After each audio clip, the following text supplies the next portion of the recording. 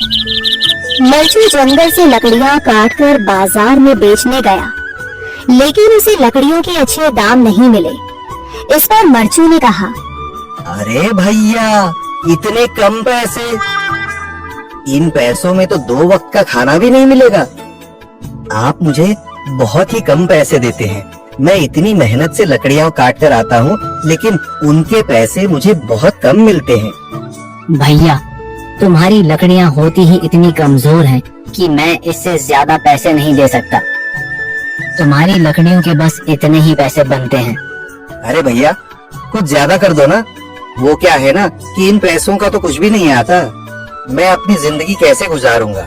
भैया, तुम जाकर अच्छी लकड़ियां लाओ, तभी इन लकड़ियों का अच्छा दाम मिल पाएगा, वरना इन लकड़ियों का तो यही दाम है। ये सुनकर मरचू बहुत ज्यादा परेशान हो गया और पैसे लेकर किराने की दुकान से सामान खरीदकर घर आ गया। घर पहुंचते ही मरचू की पत्नी सीता ने कहा, जी, सामान ले आए आप? हाँ जी, सामान ले आया हूँ। सीता के चेहरे पर खुशी छा जाती है, लेकिन जब उसने सामान देखा, जी, इसमें तो बहुत थोड़ा सामान है। हाँ सीता, मुझे पता है कि यह सामान बहुत थोड़ा है, लेकिन मैं क्या करूँ?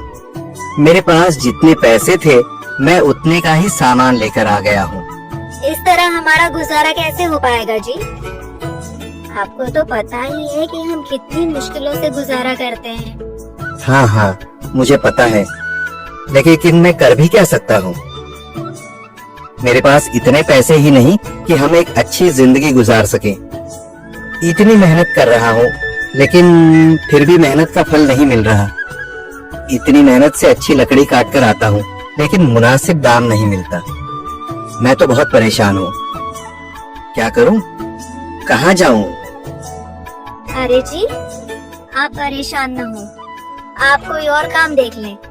मैंने कई बार काम तलाशने की कोशिश की, पर किसी ने भी मुझे काम नहीं दिया। ये सुनकर सीता भी काफी ज्यादा परेशान हो गई। मरचू से सीता की परेशानी नहीं देखी गई। उसने अपनी पत्नी सीता से कहा, मैं फिर से जंगल की ओर जा रहा हूँ।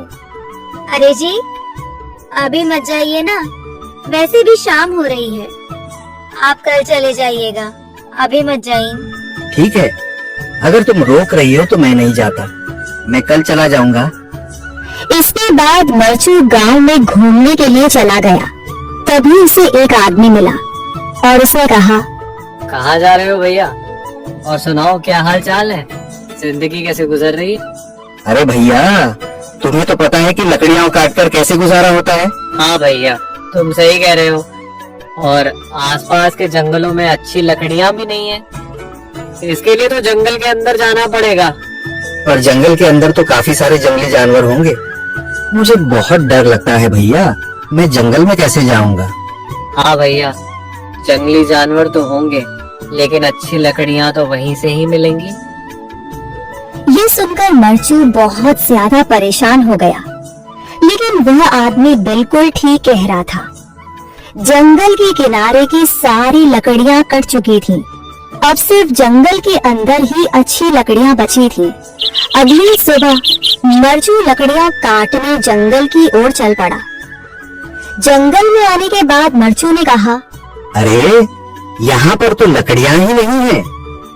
वो आदमी सही कह रहा था, लकड़ियों के लिए तो जंगल के अंदर ही जाना पड़ेगा। पर जंगल के अंदर जाना क्या सही रहेगा? मुझे तो बहुत डर लग रहा है, क्योंकि वहाँ पर तो काफी सारे जंगली जानवर होंगे जो खतरनाक होंगे। अगर आज मैं जंगल के अंदर नहीं गया तो मैं आज घर पैसे लेकर नहीं जा सकूंगा, और फिर जब पैसे नहीं होंगे तो गुजारा कैसे होगा?